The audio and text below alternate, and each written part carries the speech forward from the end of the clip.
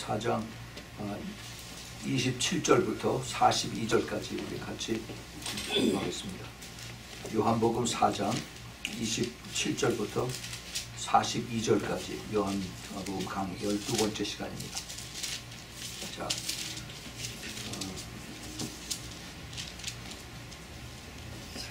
신약성경 148페이지에 있습니다. 4장 27절부터 42절까지 우리 찾으셨으면 같이 한 목소리로 같이 읽겠습니다. 시작. 이때 제자들이 와서 예수께서 여자와 말씀하신 것을 이대인 이상 여기시나 무엇을 구하시나이까 어찌하여 저와 말씀하시나이까 묻는 이가 없더라. 여자가 물동이를 버려두고 동네에 들어가서 사람들에게 이르되 나의 행한 모든 일을 내게 말한 사람을 와보라. 이는 그리스도가 아니냐 하니 저희가 동네에서 나와 예수께로 나오더라. 그 사이에 제자들이 청하여 가로되 라삐어 잡수소서. 가라사대 내게는 너희가 알지 못하는 먹을 양식이 있느니라.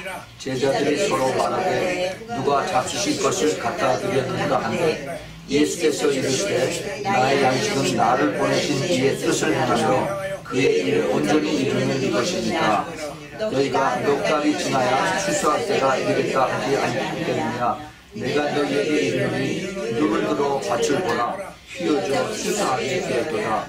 거두는 자가 이미 삭도 받고 영생이 이를 열매를 모으나니 이는 뿌리는 자와 거두는 자가 함께 즐거워하게 하려 함이니라. 그러한즉 한 사람이 심고 다른 사람이 거둔다 하는 말이 옳도다.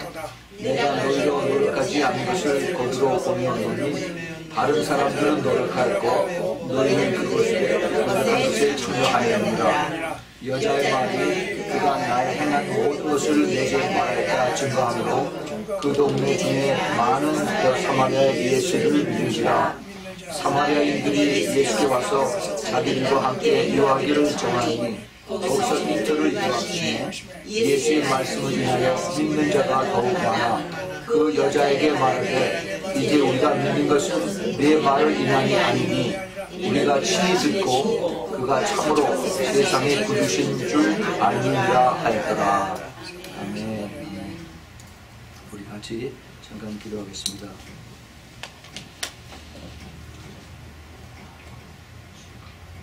하나님 아버지, 다시 한번 저희들이 주님 앞에 고개 숙이고 감사를 드립니다.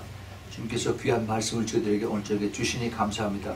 주님 이 말씀을 저희들 마음속에 깊이 깨달을 수 있도록 도와주시고 성령께서 기름 부어주시사 말씀을 전하는 부족한 종이나 또 말씀을 받는 주님의 사랑하는 성도들이 그리스도 예수 안에 그 깊은 뜻을 깨닫고 또 성령의 그 깊은 그 기름 부으심으로 인하여 저희들 마음속에 깊이 새겨질 수 있도록 좀 축복하여 주시옵소서.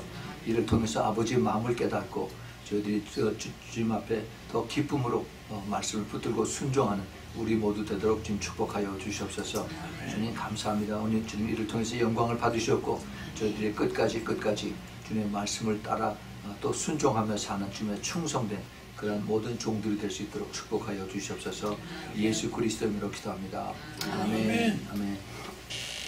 오늘은 요한복음 강의 12번째 시간으로 우리가 방금 읽었던 요한복음 4장 27절부터 42절까지의 말씀을 가지고 우리가 공부하겠습니다.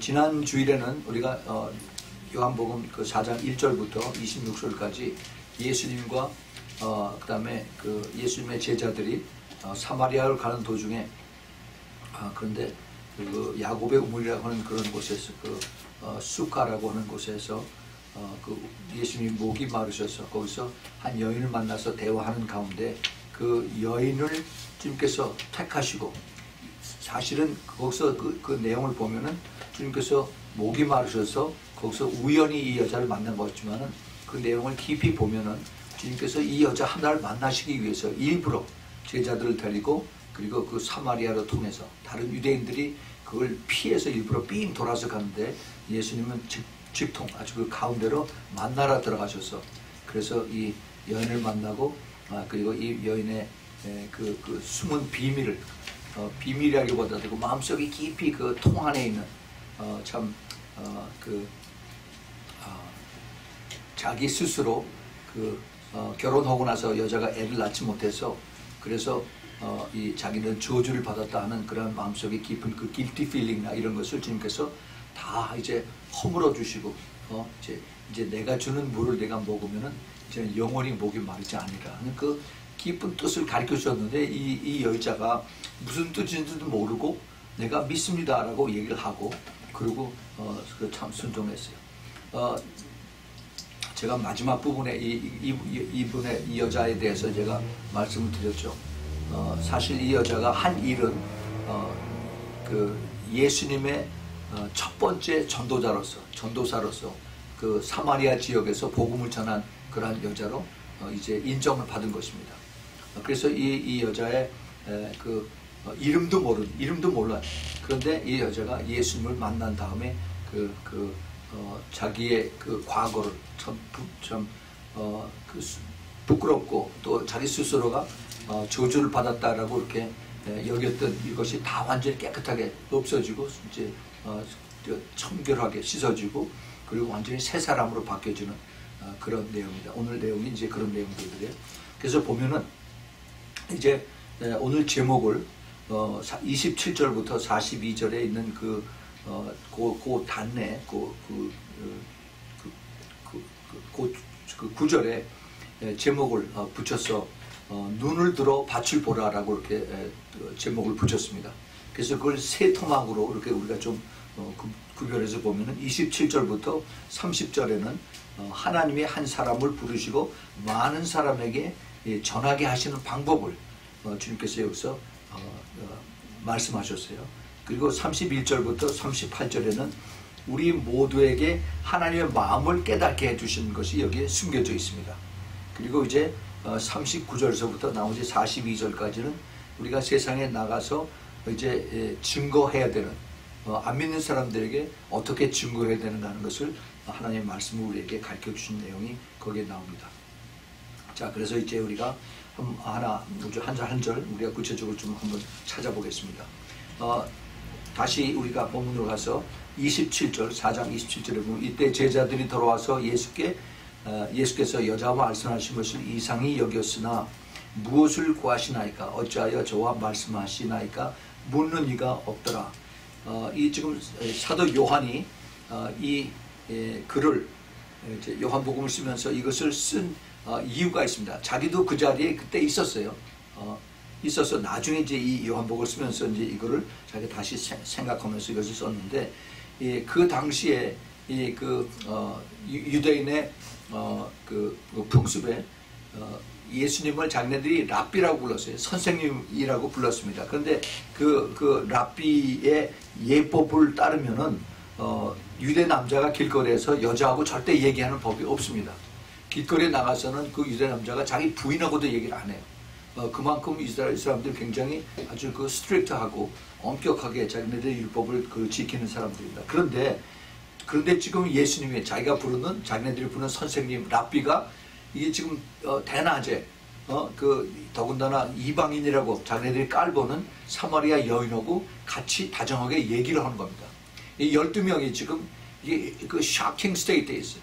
아주 깜짝 놀라서 이게 어떻게 된 건가 하는데 그런데 어찌하여 저와 말씀하시나이까 묻는 이가 없더라 이런 겁니다. 이게 분명히 우리 선생님은 특별하신 선생님이고 기적을 베푸시는 선생님이고 그리고 사람의 마음을 다 읽으시는 그런 하나님인데 그런 선생님인데 분명히 우리 선생님이 뜻이 있다. 우리가 알지 못하는 우리가 아는 거는 그 유대 율법에 의해서 랍비가 여자들하고 얘기 안 하는 것인데 그런데 우리 선생님은 여자하고 지금 얘기를 하는 게 분명 우리가 깨닫지 못하는 것이 있다. 무언가 무엇이 있을 거니 한번 두고 보자라고 지금 이렇게 보고 있습니다. 그랬더니 여자가 물동이를 버려두고 동네에 들어가서 사람들에게 이르되 이제 드디어 이 여자가 예수님하고 대화를 마치고 그 다음에 이 여자가 야곱의 우물에 온 목적은 단 한 가지입니다. 우물에서 물을 뜨러 왔어요. 물을 뜨러. 근데 물을 뜨러 왔는데 무엇을 가지고 왔느냐면 물동이를 가지고 왔어요. 물동이가 지금 생각하는 플라스틱 바켓가 아닙니다. 플라스틱 바켓이 아니고 그 당시에는 진흙으로 그 불에 구워서 만든 아주 투박하고 무거운 이런 그 항아리입니다. 항아리. 그래서 이 그 항아리가 얼마나 큰지 모르지만은 이 사람들은 머리에다 이고 다니지 않고 어깨에다 이렇게 짊어지는 게요. 한쪽에다가. 근데 굉장히 큰 것 같아요. 그래야 물을 많이 떠거기다 담으니까.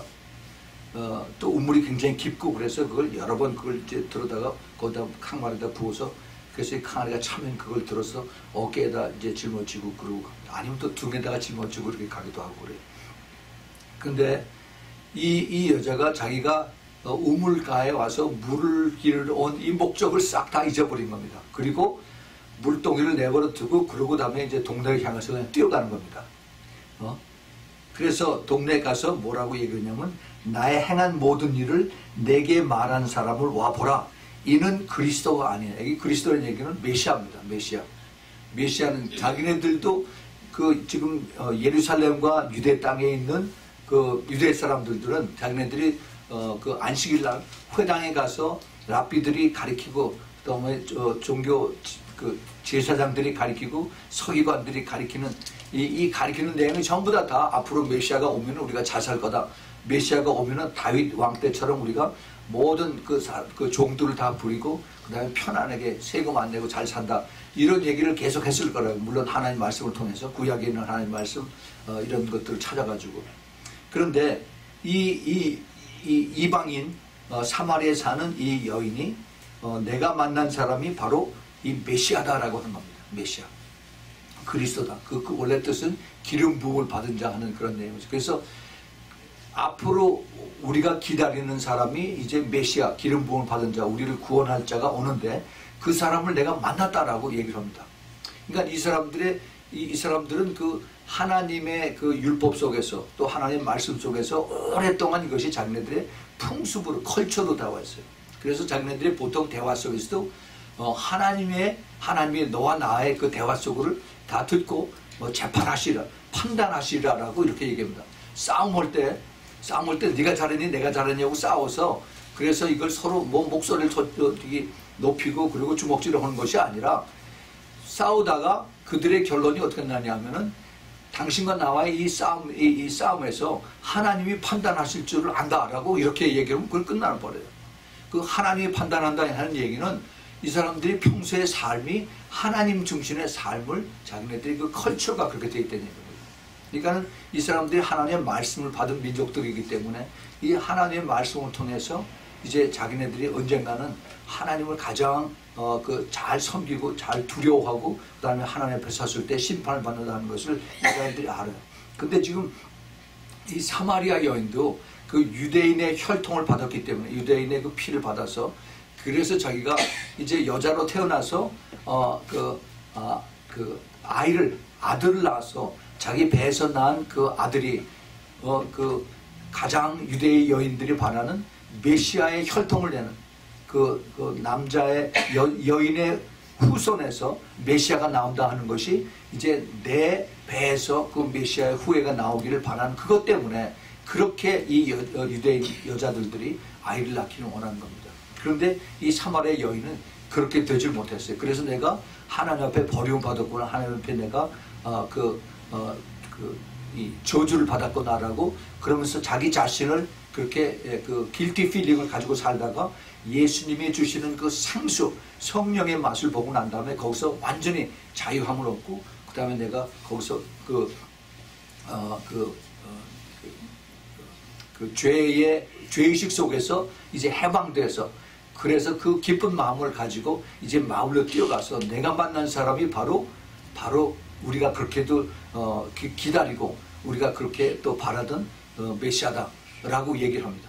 그러니까 이 여인이 뛰어가서 얘기하는 그 메시아라고 하는 그 말 한마디에 온 동네 사람들이 깜짝 그냥 다 놀란 거예요. 이 보통 우리 생각에 아니 그 여자가 가서 물 길러 갔다가 갑자기 와가지고 정신이 이상이 된다고 왜 갑자기 메시아가 왔다고 얘기를 하느냐 라고 그렇게 사람들이 생각하는지도 모르지만은 그 당시의 사람들의 모든 그 컬처가 삶의 모든 포커스가 이제 언젠가 메시아가 오시면은 언젠가 우리가 바라는 그 기름 부음 받은 자가 오면은 우리의 이제 삶이 바뀌어진다는 얘기입니다. 마치 그 북한의 지하교에 있는 사람들이 언젠가 그 공산 정권이 무너지면은, 김정은이가 없어지면은, 그럼 우리가 마음대로 하나님을 월십하는 그런 때가 올 것이다. 그리고 의사의 표현도 마음대로 하고 여행도 마음대로 다니면 그 날이 오기를 기다리는, 이제 이러한 마음으로 이제 그 당시에 사람들이 그렇게 살고 있었죠.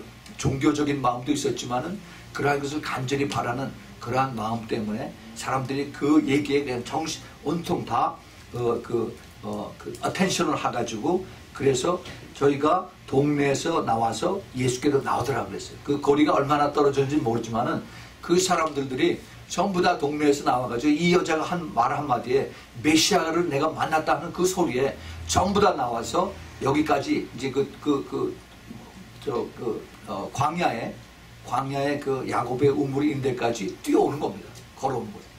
내가 메시아를 만나겠다. 이 메시아가 어떻게 생겼냐, 메시아가 무슨 말을 하냐 하고 그 간절히 사모하는 마음으로 이 사람들이 쫙 다 오는 겁니다.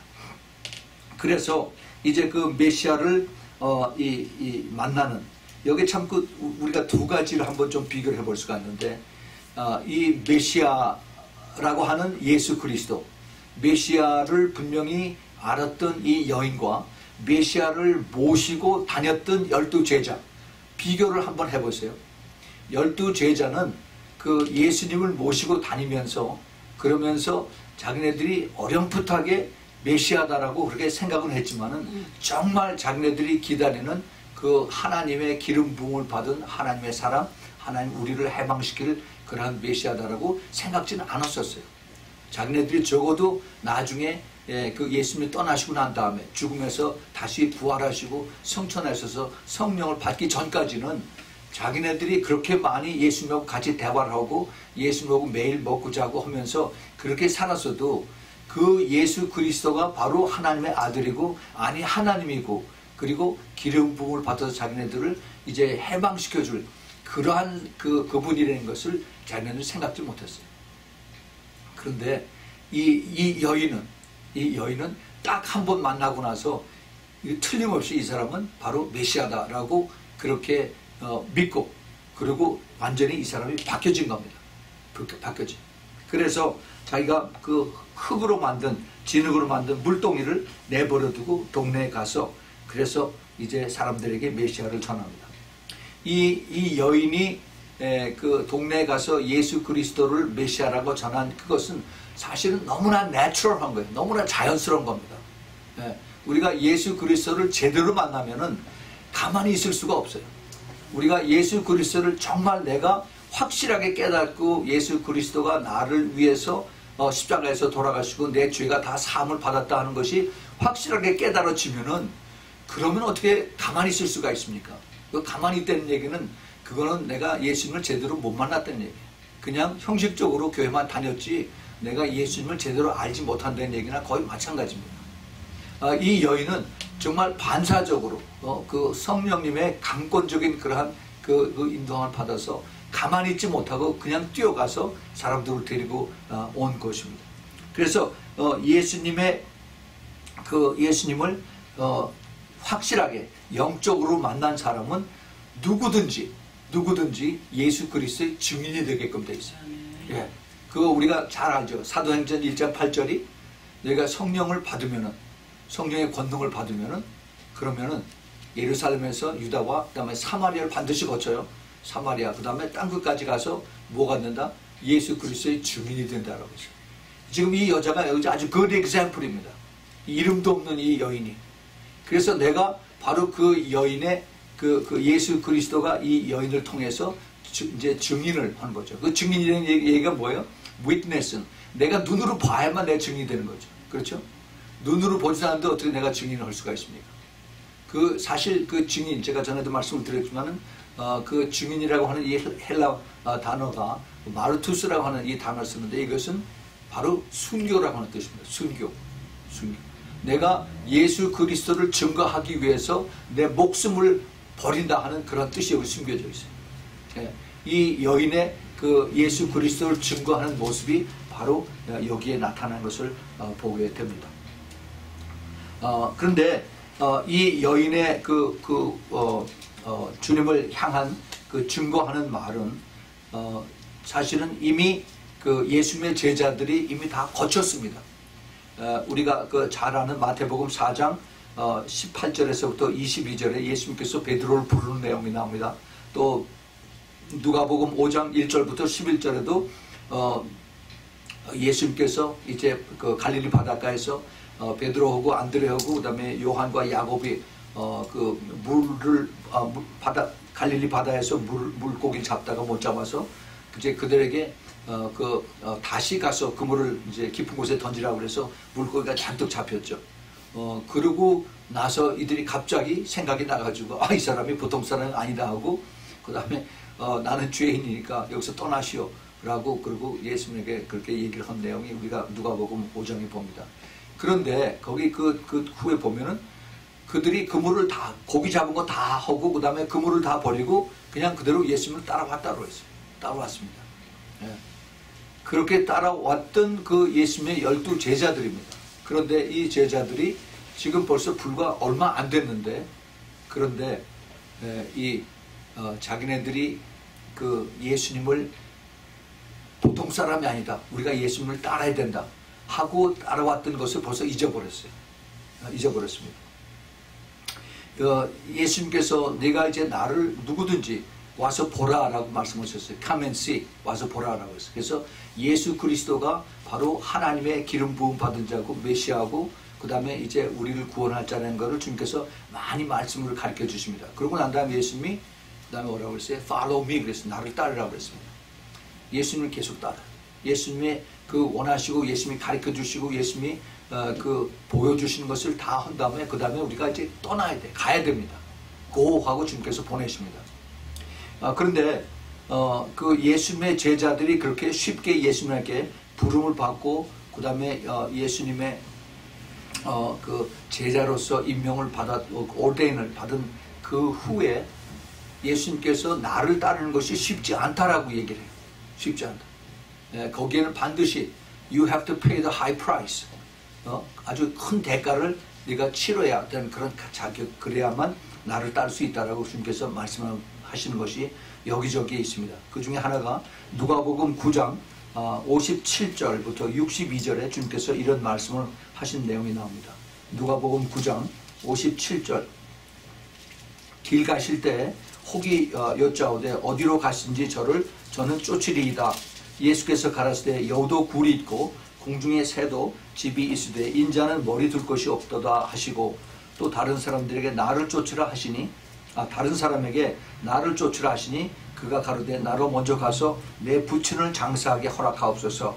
가라사대 죽은 자들로 자기의 죽은 자들을 장사케 하고 너는 가서 하나님의 나라를 전파하라 하시고 또 다른 사람이 가로되 주여 내가 주를 쫓겠나이다마는 나로 먼저 가서 내 가족을 작별케 허락하소서. 예수께서 이르시되 손에 쟁기를 잡고 뒤를 돌아보는 자는 하나님의 나라에 합당치 아니하리라 하신다. 예수님께서 여기 지금 내가 예수님을 따르겠습니다 하고 그리고 주님의 뒤를 따르기를 원하는 사람들이 여러 사람이 있었습니다. 그런데 이 사람들에게 주님께서 아주 강한 요구를 하십니다. 나를 따르려면은 여우도 굴이 있고 공중에 새도 집이 있는데 나는 머리 둘 것이 없다. 세상에 내가 이렇게 편안히 안식할 데가 없다라고 하는 얘기를 합니다. 다시 말해서 내가 가는 데는 모든 것이 다 이렇게 허스타일하다. 나한테 다 대적하고 그 다음에 나를 알아주지 못하고 나를 제대로 영접해 주는 데가 없다라는 이런 말씀을 하고 계십니다. 그랬더니 또 딴 사람이 와서 다른 사람에게 나를 쫓으라 라고 했더니 그가 가서 먼저 내 부친을 나를 따라오라고 했던 그 사람이 happen to be 자기 아버지가 돌아가셨어요. 그래서 가서 이제 장사를 지내야 되겠더니 주님께서 하실 말씀이 죽은 자로 자기의 죽은 자를 장사하게 하라. 이게 이 사람들이 이해가 안 돼요. 이게 무슨 소린가? 이게 무슨 동문서답인가? 이 사람이 뭐 굉장히 신령한 얘기를 해서 좀 얘기를 들으려고 좀 따라가려고 했더니 허무맹랑한 이러한 소리를 예수님께서 하십니다. 예수님께서 하신 말씀은 너희들이 영의 사람이 되려면 영의 음성을 들으라 하는 거죠. 육의 사람이 아니라 그 다음에 너희들이 이제 생수를 마시고 영의 사람이 되기 위해서는 끝까지 영의 음성을 듣고 따라오라고 주님께서 말씀하고 계신 것입니다. 그 다음에 가라사대 죽은 자들로 저기 죽은 자를 장사하게 하리라 하시고 너는 가서 하나님의 나라를 전파하라. 그 우선순위, 영적인 사람의 우선순위를, 프라이어리티를 이제 가르쳐 주십니다. 그랬더니 또 다른 사람이 가서서 내가 주를 쫓겼나이다. 먼저 가서 내 가족을 작별하게 하소서. 이렇게 얘기를 합니다. 이건 너무나 자연스러운 거죠. 우리 가족하고 잠시 굿바이 하고 그러고 오겠습니다 라고 했더니 주님께서 손에 쟁기를 잡고 뒤를 돌아보는 자는 하나님 나라에 합당치 아니하니라. 이거는 참 우리의 그 삶에 이런 그 관습에서 삶의 어떤 그 소사이어티의 어떤 그 컬처에서 전혀 해당이 안 되는 그런 말씀을 예수님께서 하십니다. 여기서 주님께서 강조하시는 것은 하나님 나라에 대한 예수님을 따르는 것이 하나님 나라를 내가 알고 순종하고 가는 것인데 거기에 대한 그 희생을 요구하는 것입니다. 그런 희생이 없이는 나를 따를 수가 없다는 얘기죠. 주님이 그 병자들 고치고 귀신들 쫓아내고 그 다음에 오병이어의 기적으로 배고픈 사람들 밥 먹이는 거 이것 보고 따라온다면 그럼 일찌감치 포기해라는 겁니다. 분명히 너의 콜링을 제대로 알고 내가 너를 어떻게 얼마나 더 깊게 앞으로 너의 모든 영원한 생명을 내가 책임지고 너를 인도하는 그것을 깨달으면은 너의 그 삶의 우선순위가 바뀌어져야 된다는 것을 주님께서 가르쳐 주십니다. 이러한 사람이 구약에도 하나 있었죠. 엘리야하고 엘리사를 만나는 그 자리에서 엘리사는 아주 부자였었습니다. 농지가 크고 소를 24마리를 가지고 밭을 갈던 그런 사람이 있었는데 하나님께서 너는 가서 엘리사에게 기름을 부으라 했더니 엘리야가 가서 엘리사에게 넌 나를 따르라 그랬어요. 그랬더니 엘리사도 똑같은 얘기를 합니다. 나로 가서 내 가족에게 작별을 하게 하소서. 그랬더니 엘리야가 엘리사에게 너하고 나하고 무슨 상관이냐라고 아주 혹독한 얘기를 합니다. 내가 하나님이 나에게 불러서 너로 하여금 나를 따르게 나의 후계자로 삼으려고 하는데 그런데 네가 인간적인 방법으로 그런 그 사람들에게 그 기쁘게 하는 그런 것을 따르려면 너는 나를 따라오고 알 필요가 없다라고 그런 식으로 얘기를 했습니다. 그랬더니 그것을 깨닫고 엘리사가 이제 툴툴 털고 엘리야를 따라가는 내용이 이제 열왕기 하 2장에 나오는 그런 내용입니다.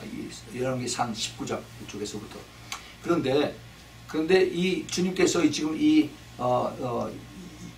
여인을 통해서 하시는 이 말씀이 이제 사실은 우리들에게 하신 말씀하고 똑같아요. 그래서 우리가 모두 다 예수 그리스도를 믿고 그리고 따라가는 것입니다. 그런데 예수님을 믿고 따라가는 것이 그렇게 결코 쉽지가 않다는 거죠. 많은 사람들이 교회 나오세요 해서 그 교회 나오는 것으로 우리의 그 신앙생활이 끝났다라고 그렇게 생각해요. 교회 불러서 교회 등록만 시키면은 그러면 이 사람은 됐어 라고 할 일을 다 했다고 생각하는데 절대 안 그래. 교회 다니면서 지옥 가는 사람들이 얼마나 많은지 모르는 얘기. 끝까지 우리가 더 성숙해져야 되고 더 내가 그 예수님을 따르는 그 값을 내가 높게 지불을 해야 되고 내가 그만큼 내가 그 sacrifice를 해야 되는 거고 내가 그만큼 손해를 각오를 하고 주님을 따르는 것입니다. 그런데 왜 주님께서 그걸 요구하셨느냐 하면은 주님이 우리를 너무 사랑하시기 때문에 그렇게 요구하신 것입니다. 예, 우리의 그 주님을 따르는 그 콜링은 그 사도 바울이 그 빌립보 교회에게 하시는 말씀 중에서 빌립보 교인들에게 3장에 보면은 너희들이 부름받는 것은 이거는 하늘로부터 부르는 그 하이 콜링이라고 그랬어요. 하이 콜링. 그냥 나오세요. 교회 와세요. 와서 예배 드리고 가세요. 이런 것이 아니라 하나님으로부터 부르는 그 하이 콜링이 된 겁니다. 이거는 사람들이 부르는 것이 아닙니다. 왜냐하면 이것이 앞으로 온 영원한 생명하고 연결이 되어 있기 때문에 그래서 하나님께서 이것을 보시고 그러한 기회를 놓치지 말라는 겁니다. 우리 주님께서 이것을 아시기 때문에 우리에게 이것을 요구하세요. 내가 절대로 너 손해보지 않게 해주겠다. 그 대신 네가 나를 믿고 순종하고 따르라라고 주님께서 이렇게 말씀하신 것입니다. 우리 주님을 믿으십시오. 믿으신다면은 그분의 하신 말씀을 전체를 다 믿어야 돼요. 내가 요거는 내가 좋으니까 들어서 좋으니까 믿고 저거는 싫으니까 내가 안 믿고, 이게 소위 그 캐프테리아식의 그런 신앙은 안 됩니다. 끝까지 처음부터 끝까지 알파와 오메가, 창세기서부터 계시록까지 전체를 하나님의 말씀으로 우리가 다 받고 그리고 순종하고 따를 때 주님께서 우리를 계속 보고 계세요. 그러다가 주님께서 우리의 기도를 들으시고 우리가 또 필요하고 또 우리 그 기도가 주님의 기뻐하실 뜻을 상달할 때 주님께서 응답도 해주시고 늘 보호해 주시고 그런 것입니다. 우리가 주님을 믿는다는 것이 그게 어느 때가 되면은 내가 믿겠습니다. 내가 이제 죽을 때가 되면은, 아니면 내가 이제 다 나이가 많이 차서 이제 내가 언젠가 죽을 때 되면 그때쯤 믿겠습니다 라고 사람들이 야근 척하고 그렇게 얘기를 하죠. 천만의 말씀이에요. 그 사람들이 언제 죽을지 아무도 모릅니다. 그러고 나서 1시간 후에 나가서 자동차에 차고 나서 죽을런지 아니면 벼락을 맞아서 죽을런지 어떻게 알아요? 전혀 모릅니다. 우리 하나님께서 그러기 때문에 바로 지금이 은혜 받을 때요, 지금이 바로 구원 받을 때라고 주님께서 말씀하시는 것입니다. 자, 그 다음에 보세요. 이 사마리아 첫 번 전도사로 쓰임받은 무명의 여인, 이곳에서 이제 주님과 깊은 이 여인이 떠나고 난 다음에 이제 예수님하고 제자들 그 사이에서 아주 중요한 대화를 나누는 것이 이제 31절부터 38절 사이에 나옵니다. 거기 한번 보세요.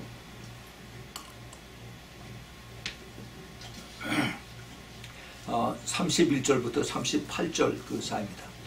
그 사이에 제자들이 청하여 가라사대 라비여 잡수소서.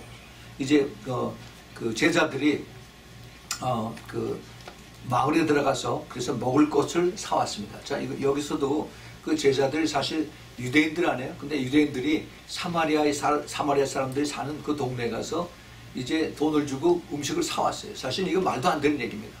그런데 이 제자들은 그래도 자기 선생님을 사랑하는 마음 때문에 자기네들 자존심 같은 거 내려놓고 가서 그 유대인들이 그 이방 사람 사마리아인들이 하는 가게에 가서 이제 물건을 팔라고 그래서 음식을 사가지고 그 다음에 먼 길을 온 것입니다.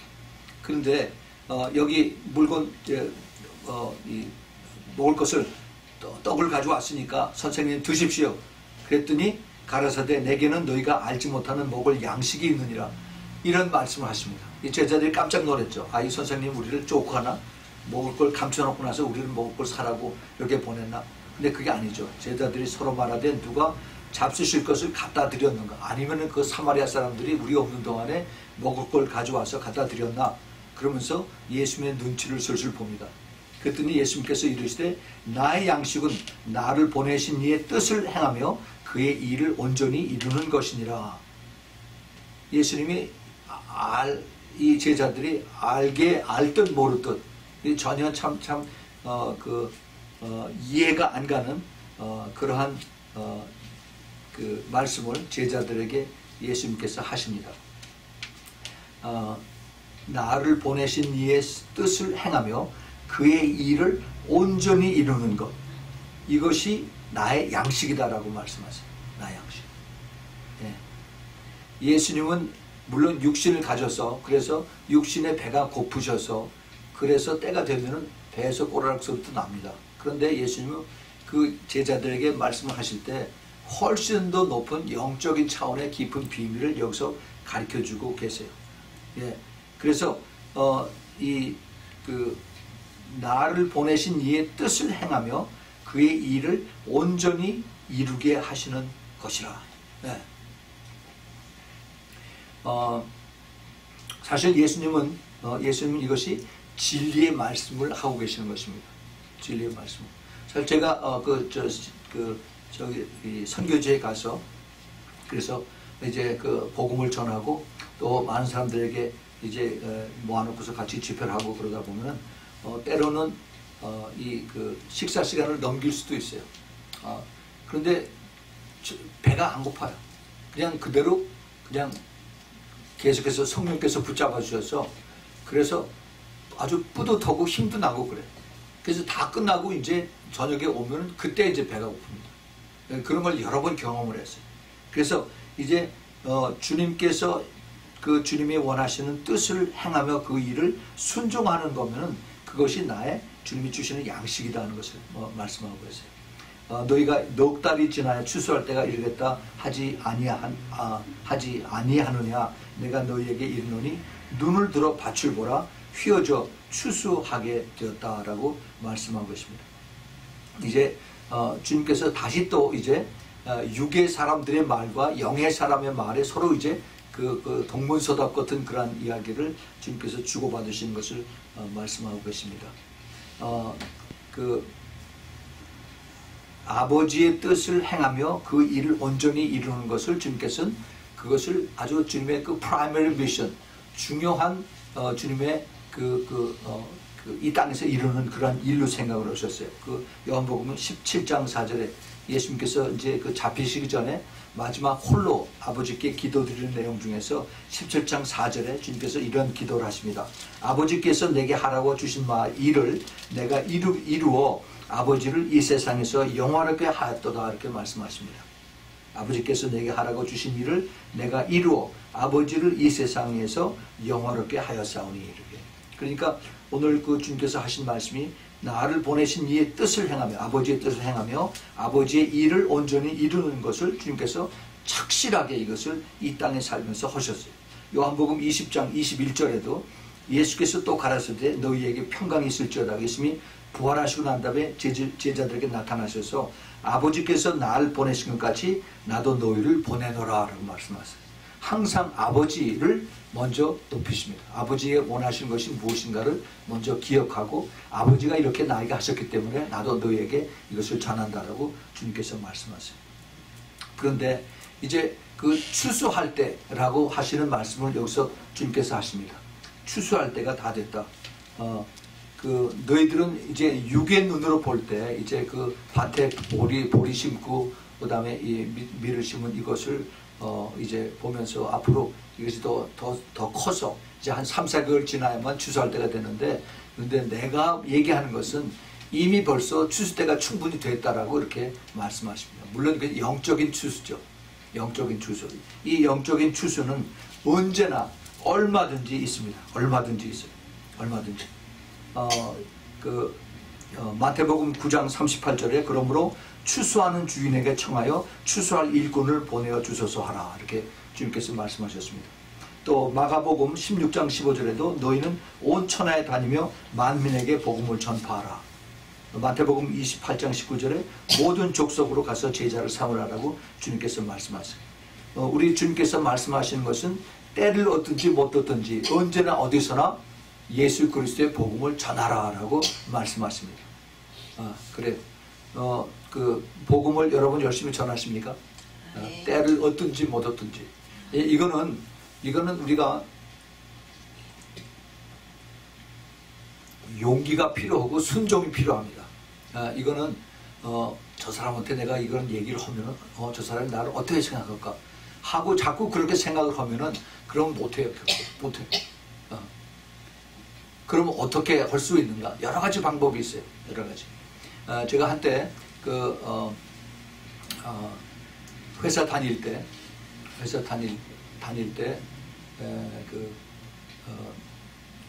복음 전도지 있죠. 영어로 된 복음 전도지, 가스펠 트럭이라고 하는 여러 가지 그 전도지가 있습니다. 그거를 오더를 해서 샀어요. 그게 뭐 한 100개씩, 300개씩, 500개씩 있는데 좋은 거로 해서 그걸 사가지고 항상 가지고 다닙니다. 그래서 회사에서 화장실에 가면 화장실 거기 이제 손 씻고 그다음에 타월을 닦고 하는 데가 있어요. 거기다가 꼭 몇 장씩 갖다가 슬그머니 갖다 놓고 와요. 그러면 그 다음에 가보면 그게 싹 없어져 버렸어요. 누군가가 이걸 집어가서 보고 있는구나. 그것이 이제 습관이 되면은 맥도날드 햄버거 집에 가고 피자 집에 가서도 거기서 와서 사서 먹고 나서 거기다가 그 가스펠 트랙을 복음 전도지 이걸 슬그머니 하나 놓고 나옵니다. 누가 가져갈지 몰라요. 하나님께서 그거를 놓고 그거 보고 계세요. 거기다 놓고 그 다음에 슬그머니 기도를 하십시오. 하나님 여기 내가 복음 전도지를 두고 하니까 그거를 이제 누군가 꼭 필요한 사람 그것을 받아서 읽게 해주세요. 그리고 예수를 믿게 해주십시오. 여러분들. 제가 그것을 하게 된 이유는 제가 전에 그것을 많이 하고 돌아다녔었는데 하게 된 이유는 제가 영어로는 그 트랙이라고 그러는데 가스펠 트랙 이거를 그 스페인의 보건부 장관이라고 하는 사람이 이 사람이 어떻게 예수를 믿게 됐나 서전 제너럴이죠. 그 보건부 장관이 이 사람이 굉장히 어려운 지경에 처했을 때 그때 참 사면 초가의 그 위치에 처해서 그래서 굉장히 아주 힘들고 어려운 그러한 때가 있었어요. 그래서 내가 누구에게 도움을 청하기도 힘들고 그다음 날 도와줄 사람도 없고 내가 이걸 자살해야 되나 죽어야 되느냐 여러 가지 생각을 하면서 그러고 집에 왔어요. 근데 집에 왔는데 봤더니 자기가 그 신고 있던 신발에 그 껌이 밑에 바닥에 껌이 붙었는데 껌을 모르고 내가 그걸 밟아서 그게 발바닥에 붙었는데 그 껌에 붙어온 거기에 복음 쪽지가 가스펠 트랙이 거기 달려붙어 온 겁니다. 그래서 이게 뭐가 달려붙었나 하고서 이게 종이 떼어봤더니 거기에 예수 믿으려는 그 복음 쪽지가 전도지가 거기 달려붙어 있는 거예요. 그래서 그거를 붙잡고서 읽으면서 내가 지금 굉장히 힘들고 곤고한데 누가 나한테 이거를 이 발밑에 있는 내 그 발바닥에 껌을 붙여서 그래서 이걸 나에게 줬구나 하고 그리고 이 사람 그걸 가지고 기도를 했어요. 그러고 나서 이 사람 이제 귀한 예수 믿는 사람이 되고 그 다음에 그걸 가지고 더 정말 신실한 크리스찬이 된 다음에 스페인의 그 보건부 장관이 됐다는 그런 얘기를 들었습니다. 얼마든지 그럴 수가 있어요. 우리가 그러한 그 마음을 가지고 내가 그 복음을 전도하는 그러한 기회는 언제든지 얼마든지 있습니다. 이것은 내가 그 장소를 찾고 아니면 뭐 기회를 찾고 올 필요가 없어요. 내가 그런 것을 항상 준비하고 다니면서 그러면서 이것을 내가 기도하면서 남들이 알게 모르게 이것을 주고 또 어떤 사람은 그것이 굉장히 내가 뭐 성령께서 그 사람에게 이것을 전해주겠다 하는 그런 마음이 있으면 가서 이것을 나눠주고 그리고 그 사람에게 기도해주고 그러고 갈 수도 있어요. 그러니까 이것은 우리가 그런 기회가 얼마든지 있다는 것을 우리가 잘 알아야만 되겠습니다. 그 다음에 계속해서 읽겠습니다. 36절에 거두는 자가 이미 삭도 받고 영생에 이르는 열매를 모으나니 이는 뿌리는 자와 거두는 자가 함께 즐거워하게 하려 함이라. 뿌리는 자와 거두는 자의 즐거움입니다. 뿌리는 자는 누구고 거두는 자는 누군가? 물론 여기서는 지금 뿌리는 자는 예수님입니다. 예수님께서 씨를 뿌리시고 그 다음에 제자들은 그 열매를 거두고 함께 기뻐한다라고 말씀하셨어요. 함께 기뻐하는 겁니다. 예수님이 3년 내지 3년 반 정도를 제자들과 같이 다니시면서 많은 말씀을 나누고 그리고 사람들에게 이제 그 복음도 전파하고 그랬습니다. 그런데 그 제자들이 이거를 자기네들이 다 일일이 다니면서 일일이 받아 적은 것이 아니었죠. 그리고 그냥 자기들 따라다니고 같이 그냥 또 심부름하고 그러고 다녔어요. 그런데 나중에 이제 예수님이 승천하시고 난 다음에 그 다음에 열흘 동안 기도하고 예루살렘에서 기도하고 나서 성령의 오순절에 성령의 강림 받고 난 다음에 성령이 그들에게 임하셔서 그 안에 성령이 내주하시는 성령 강림절에 성령의 내주함을 이들이 겪고 난 다음에 그러고 나서 성령께서 그 예수님의 제자들이 주님하고 같이 만나서 지냈던 그때 나누던 것을 하나도 잊어버리지 않고 다 기억나게 하셨어요. 그래서 그것을 가지고 이 제자들이 이제 이것을 증거하고 또 때로는 이 요한, 마가 또 누가 마태는 이것을 다 이제 책으로 써서 이제 복음서로 남기게 되었죠. 이렇게 하셔서 그 예수님의 그 하시는 말씀에 그 씨 뿌린 것을 이제 이들이 열매로 나타나게 하는 것을 봅니다.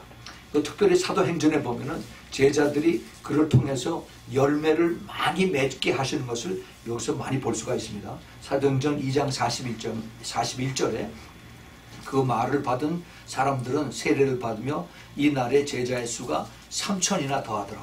이 지금 사도 베드로가 예루살렘에서 사람들에게 예수님에 대한 그 증거를 했을 때 내가 어찌할까 하면서 죄를 회개하고 예수 믿는 사람이 그때 3천이나 됐다 하는 얘기가 나오죠. 그 다음에 4장 4절에 말씀을 들은 사람 중에 믿는 자가 많으니 남자의 수가 약 5천이 되었더라 하는 이런 말씀도 나옵니다. 또 같은 사도행전 4장 32절에 믿는 무리가 한 마음과 한 뜻이 되어 모든 물건을 서로 통용하고 제 재물을 조금이라도 제 것이라 하는 이가 하나도 없더라. 그러니까 이기적인 생각, 이거는 내 거, 저거는 내 거 하고서 이렇게 하던 그런 생각이 하나도 없이 성령께서 모두 다 같이 통용하는, 같이 한 마음이 돼서 모두 같이 쓰게 하는 그런 폭넓은 그런 사람들로 다 만들어줬다는 겁니다. 그 다음에 사도행전 5장 14절에 믿고 주께로 나오는 자가 더 많으니 남녀의 큰 무리더라. 이게 이제 그 열매를 예수님의 제자들이 거두는 그런 내용입니다. 또 사도행전 6장 7절에 하나님의 말씀이 점점 왕성하여 예루살렘에 있는 제자의 수가 더 심히 많아지고 허다한 제사장의 무리도 이 도에 복종하느니라. 그 종교에 열심히 했던 제사장들의 몇 명들도 여러 사람들도 예수 그리스도를 믿는 그런 역사가 나타나게 됐다는 겁니다. 자, 이것이 바로 이제 그 예수님께서 내가 씨를 뿌리고 이제 거두는 자가 나와 같이 즐거움에 기뻐한다. 이런 말씀을 하신 것을 바로 이루는 그런 내용들입니다. 나중에 사도 바울이 이런 그 말씀을 했죠. 고린도전서 3장 6절부터 9절에 제가 거기 금년 초에 거기에 대해서 쭉 설교를 했는데 바로 예수 그리스도의 동역자가 되는 그러한 내용입니다. 그 동역자, 파트너십이 되는 것은 그 세 가지가 있다고 했어요. 제일 처음이 뭐죠? 제일 처음이 예수 그리스도와 주님과 복음의 동역자가 돼요. 가스펠 파트너십. 예수 그리스도와 복음의 동역자가 돼요. 두 번째는 예수 그리스도의 영적 싸움의 동역자가 되는 겁니다. 세 번째는 예수 그리스도와 재정의 동역자가 돼요. 그래서 이런 그 복음을 위해서 또 영적 싸움을 위해서 하나님의 나라를 위해서 그 다음에 재정의 축복에 하나님께서 동역자로서 채워주시는 것을 저희들은 많이 경험을 하고 있습니다. 이것이 바로 하나님께서 기뻐하시고 주님의 그 거두는 자로서의 축복을 우리가 느끼게 되는 것이에요. 그런데 우리 지금 이 자리에 예수님이 안 계시지만 우리가 이러한 그 거두는 자로서 열매를 맺는 것을 하늘나라에서 주님께서 우리와 함께 기뻐한다는 그런 여러분 믿음을 가지시기 바랍니다. 예, 이것은 약속의 말씀이고 주님께서 이렇게 하신다는 것이에요. 예, 그래서 그럼 우리가 이것을 어떻게 우리가 뿌리고 어떻게 거두는가, 이것을 우리가 잘 다시 한번 생각을 해봐야 되죠. 우리가 아까도 말씀을 드렸지만 그냥 교회 나와서 예수를 믿으면은 내가 그러면 다 되는 것인가? 그게 아니죠. 그게 시작입니다. 내가 나와서 이제 제일 처음에 교회 나와서 해야 되는 것이 하나님 말씀을 가지고 우리가 공부를 하는데 말씀을 통해서 또는 내가 기도를 통해서 성령이 내 안에 들어서 내가 성령으로 거듭나는 것이 제일 먼저 해야 되는 것이에요. 성령으로 거듭나면은 그 다음에 내가 변화되죠. 이 여인처럼 내가 성령으로 거듭나면은 옛날 사람이 아닙니다. 그래서 내가 이제 내 안에 성령이 뜨거워져서 그래서 내가 예수 그리스도를 증거하지 않으면 안 되는 그러한 내가 참 그 뜨거운 심령을 내가 경험하게 되죠. 그래서 그 복음을 전하는 그러한 것이 되고 내가 무엇을 보든지 내가 세상의 눈을 보는 것이 아니라 영적인 눈을 가지고 저 사람이 예수를 믿느냐, 저 사람이 지옥을 가느냐, 천국 가느냐 이렇게 보게끔 되는 그러한 그 단계가 우리에게 온다는 것입니다. 그래서 이제 그것이 시작이 돼서 더 깊어지면은 우리가 어떻게 우리가 이제 또 거두는 이러한 일을 할 수 있는가? 우리가 이제 그 다음에 우리가 시대적인 그 분별의 눈이 영의 눈이 열려서 그래서 이제 우리가 어느 때에 살고 있는가? 예수님의 재림 때가 가까운데 우리는 어떤 모습으로 살아야 될 것인가? 우리가 주님의 재림이 되시면은 그럼 나는 무엇이 되는가? 이것이 바로 우리가 지금 계속 가리키고 기도하는 그 신부들의 그 준비를 얘기하는 거죠. 그 신부들의 모습으로 네가 깨닫고 그렇게 좁은 길 협잡한 길로 끝까지 가기를 원할 때 이게 사탄이 가만히 안 있어요. 그래서 이제 영적 싸움을 우리가 또 하게 되는 겁니다.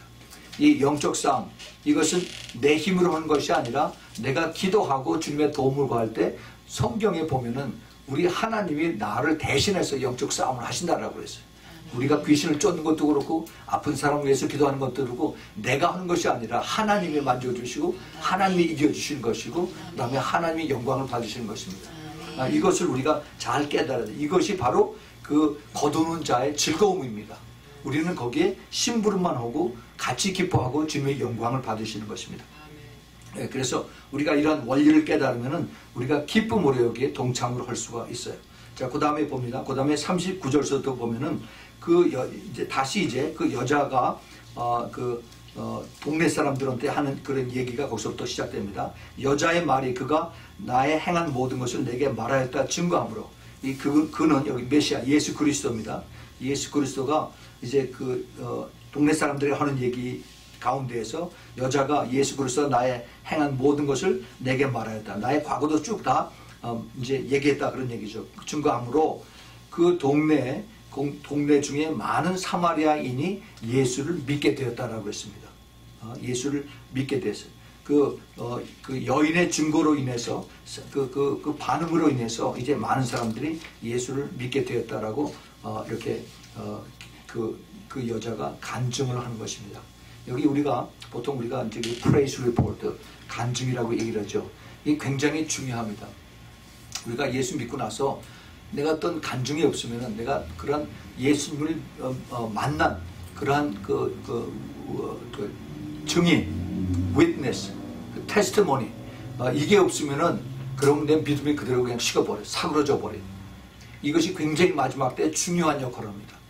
예, 요한계시록 12장 9절에 보면은 이제 대환란 때 이 땅에 남아있는 사람들이 이기는 방법 중에 하나가 바로 그 간증이라고 얘기를 합니다.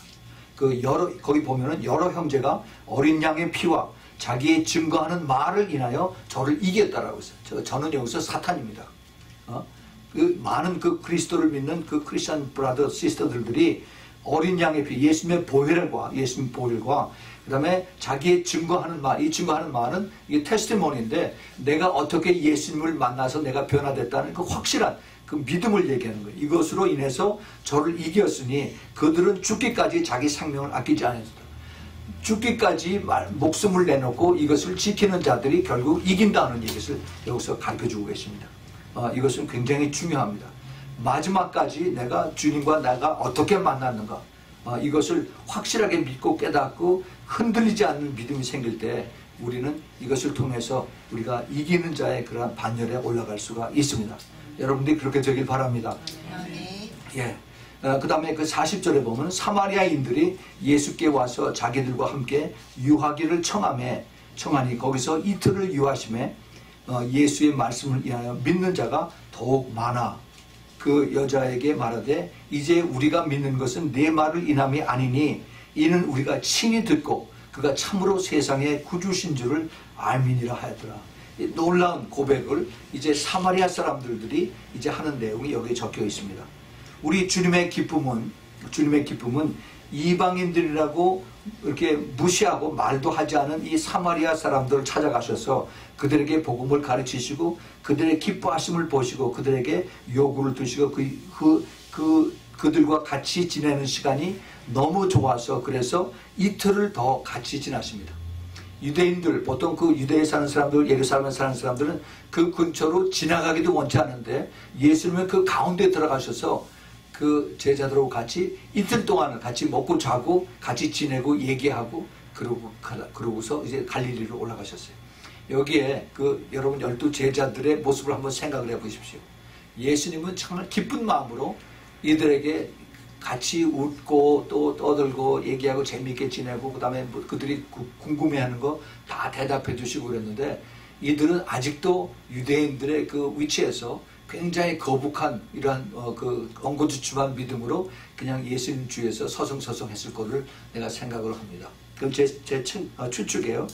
그런데 이 말씀의 능력, 예수님께서 하신 그 말씀의 능력 때문에 이 이방인들 전혀 예수에 대해서 알지도 못하고 먼 발치에서 언젠가 메시아가 오신다는 그런 얘기만 막연하게 듣고 있던 이 사람들이 변화가 돼서, 그래서 이 사람들이 바로 내가 친히 듣고 그가 참으로 세상의 구주인지를 암이라라고 이런 고백을 이 사람들이 합니다. 이 사람들을 억지로 그렇게 얘기하라고 그런 것도 아닌데, 이들은 바로 우리가 이틀 동안 같이 얘기하고 같이 우리하고 지냈던 분이 바로 구주, 우리를 구원하신 세이비어, 메시아다 하는 것을 이렇게 스스로 고백을 합니다. 디모데전서 4장 10절에 이를 위하여 우리가 수고하고 진력하는 것은 우리의 소망을 살아계신 하나님께 두미니 곧 모든 사람, 특히 믿는 자들의 구주시라라고 이렇게 사도 바울이 디모데에게 편지 쓴 내용도 나옵니다. 요한일서 4장 14절에 아버지가 아들을 세상에 구주로 보내신 것을 우리가 보았고 증거하노니 그랬어요. 이 사도 요한은 물론 요한복음을 쓴 그러한 사도지만은 사도 요한은 가까이서 예수님을 보고 예수님의 그 가슴에 머리를 묻고 그 예수님을 보았고 증거했다라고 이렇게 고백을 합니다. 이 예수 그리스도를 보았고 증거한, 사실 예수님의 제자들만 그런 게 아니죠.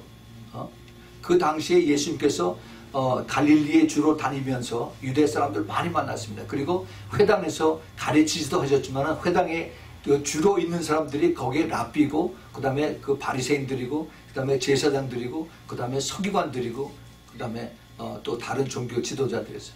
또 예루살렘에서 말할 것도 없이 종교적인 사람들이 바글바글 했습니다. 그런데 이 사람들이 예수 그리스도의 그 가르침을 다 들었어요. 근데 예수님께서 사람들 많이 모아놓고 가르치기도 하고, 때로는 조금 모아놓고서 가르치기도 하고, 때로는 예수님께서 직접 바리새인의 집에 들어가서 같이 먹고 같이 이야기를 나누기도 했습니다. 그런데 이 보수적이고 종교적이고 했던 이 사람들은 예수 그리스도 말을 보고 예수 그리스도 얼굴을 보고 예수 그리스도의 음성을 듣고 이런 사람들인데도 깨닫지 못했어요. 예수 그리스도를 알지 못했어요. 마치 그 본디오 빌라도가 예수님을 붙잡아 놓고 나서 내가 너를 놓아줄 수도 있고 내가 너를 그 십자가에 보낼 그 형틀에 보낼 수도 있고, 그런데 나에게 잘 보이라 하는 그런 식으로 얘기를 하죠. 요한복음 18장에. 근데 그 마지막 그 대화에서 예수님께서 진리를 아는 자는 그 진리는 바로 여기 우리 한번 찾아봅시다. 요한복음 18장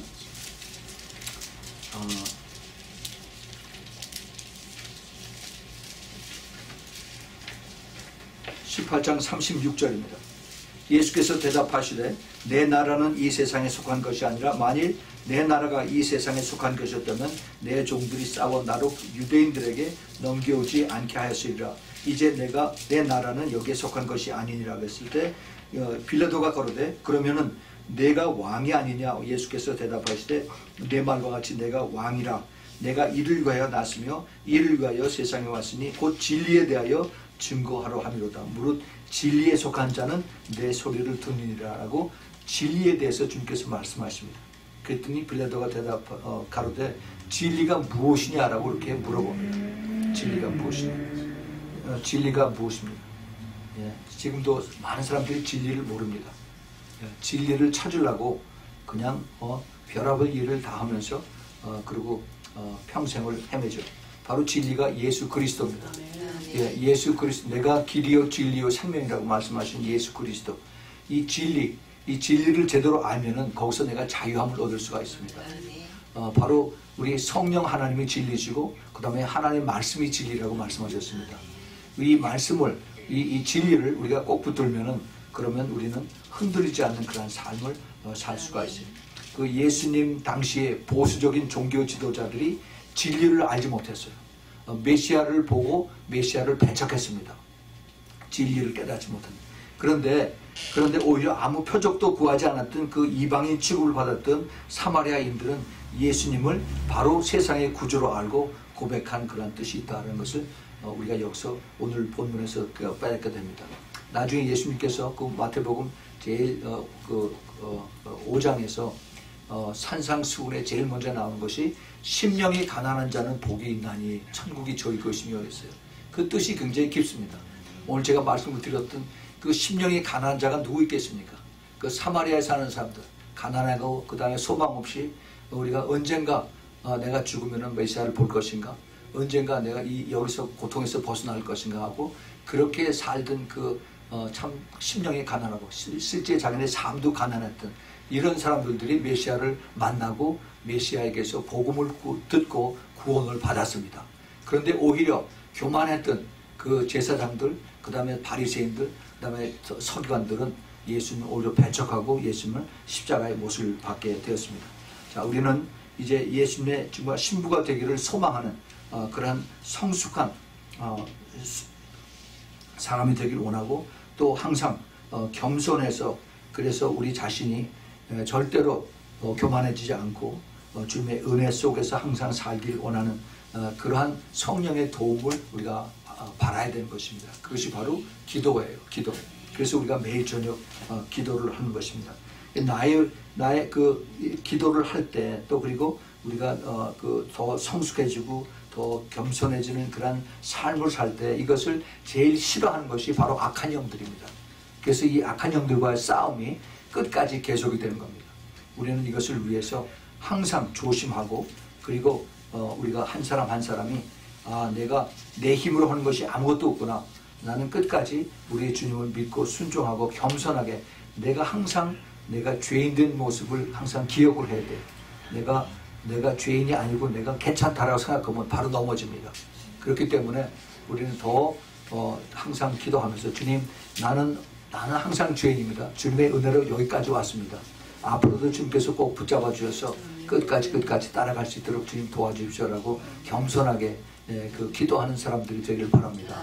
그러면 그것이 바로 성숙한 그러한 그리스도의 신부가 되는 것입니다. 우리 같이 기도하겠습니다. 하나님 아버지, 오늘 저녁에 주님께서 우리 메시아 예수님과 사마리아 여인과의 그 대화의 결론 부분을 우리가 공부했습니다. 또 예수님과 제자들 속에서 주님이 과연 기뻐하시는 것이 무엇인가 하는 것도 주님께서 또 가르쳐 주셔서 저희들도 깨달았습니다. 주님, 정말 저희들이 이 세상 사람들이 사는 그러한 눈으로 보지 않게 도와주시고, 주님의 기뻐하시는 주님의 그 뜻을 이루어드리는 것으로 저희들이 항상 배부르고 그리고 만족한 그런 삶을 살 수 있도록 주님, 저희들의 영의 사람 되도록 주님 축복하여 주시옵소서. 세상의 삶을 살 때 육의 눈으로 보는 것보다는 영의 눈을 가지고 봐서 저 사람이 바로 천국을 갈 사람인가, 저 사람이 지옥을 갈 사람인가 하는 마음으로 더 기도하면서 항상 주님의 그 기뻐하시는 뜻이 나의 마음속에서 늘 맴도는 그러한 주님을 사랑받는 우리 모두 되도록 꼭 축복하여 주시옵소서. 주님 감사합니다. 예수 그리스도의 이름으로 간절히 기도합니다. 아멘.